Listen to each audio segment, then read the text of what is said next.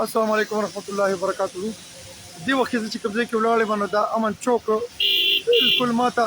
اپوزیټ سایډ ته امن چوک دی او د دې امن چوک ته بالمقابل ما یو دغه د یو پل باندې ما وینا کړې چې دی باندې تاسو دغه لګوي سایډونو ته ګریلو لګوي او د پاسه چت لګوي څه کاروایی پېښ شوې ده هغه هم درته ښیم او د هغې نه علاوه لږ ورته کې دې سره خوا کې کوم سچویشن چې کوم دی به هم درته ښیم هغې باندې بیا خبرې کوو. دا که تاسو وګورئ دې سره دا چې کوم پول لګېدلی د دې حالت وګورئ او بیا دې سره چې کومې دا خټې جوړې دي او دې سره کومې اوبه دي او کوم بد حل دی او بیا دې دغه ته وګورئ چې د مخامخ چې کوم تار د دې ته وګورئ او بیا دې سره خوا کې دغه ماټ فوټپات او بیا دې ته اوس زه د دې شکریه ادا کوم چې کوم ما کمپلینټ کړو او تاسو دلته کې دا سټپس جوړ کړو او بیا مو په دې باندې ګریل لګول د سایډونو ته تاسو ګریل لګولې دي دا سایډونو ته ګریل لګېدي پراپر دې سره او بیا د دې ګریل نه پس په دې باندې چت واچولی شو خو دې کې پرابلم دا دی چې دا کار تاسو نیمګړی پرېښودو د دې کار سچویشن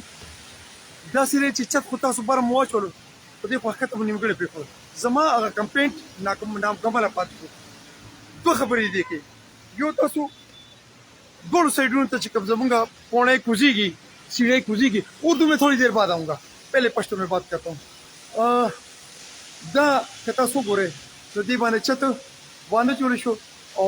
دا نیمګړی پاتې شو لہذا اوس په باران کې خلک په دې کې داسې بې دغه ګرځي بې چته ګرځي. اوس دلته کې چې کوم دی چت واچولی شو دا وګورئ چې چت واچولی شو او په ټولو سایډونو باندې دغه ولګېده ګرین ولګېده په دې باندې سکول ماشومان راځي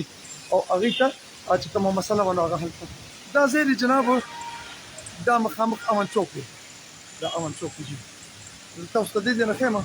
دا امن چوک دی په دې باندې د ګورنمنټ د دې کارکردګۍ چې کومه دي کومه کویک کارکردګي وکړه د دې مشکور یم خو ورسره دا چې کوم پرابلم زه تاسو ته ښیم هغه به کمپلیټ کول غواړي. بله خبره دا ده چې که چېرې تاسو دلته کې وګورئ بره وګورئ دا ګورئ جي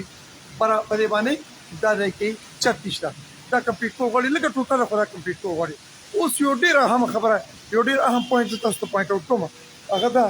چې که تاسو وګورئ ښکته بالکل نو په دې کې دا یو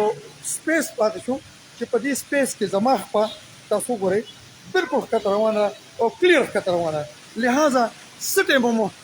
د دې کندې نه څوک ماشوم مو ښکته غورځېدی شي او یا څوک زنانه یا ماشوم هر څوک چې کوم وي نو د هغه څخه خوږېدی شي یا ماتېدی شي. اوس دې کې سټریټ لایټس هم نشته او دا د دې چې کوم بل سایډ دی هغه هم تاسو ته ښیم هغه د جناب دا وګورئ چې دا دې پوڼه چې کوم کوزېږي د دې کمپلینټ ما کړو چې په دې تاسو ګریل مو لګوئ چت مو لګوئ. اوس د چت دپاره پکې ځای جوړ شو خو ولې دې باندې چت نامکمله دی. اوس بله اهمه خبره دا چې په دې باندې لایټینګ پکار و چې کوم ما کمپلینټ کړو ما ریکویسټ کړو چې وایي تاسو په دې باندې لایټس ولګوئ نو هغه لایټس په دې باندې ونه لګېده. زه یو ځل دا د ادارو ته ریکویسټ کوم چې په دې باندې پراپر لایټینګ ولګوئ دا چې کوم سپیس تاسو ته ما وښیله ښکته چې پکې خپه غورځېږي دا ټیک دی. بیا دا چې کوم سپیس تاسو ته ما وښیله دا بره چت چې په دې کې اوس هم باران راځي نو دا سپیس تاسو ټیک دی او بیا سایډونو ته چې کوم ګریز دي نو هغه تاسو ټیک دی چې هغې باندې مطلب باران کې څوک کوزېږي یا خیږي نو چې هغې د باران نه بچي. دا بیا زما هغه کمپلینټ چې کوم دی هغه نامکمله پاتې شو. ریکویسټ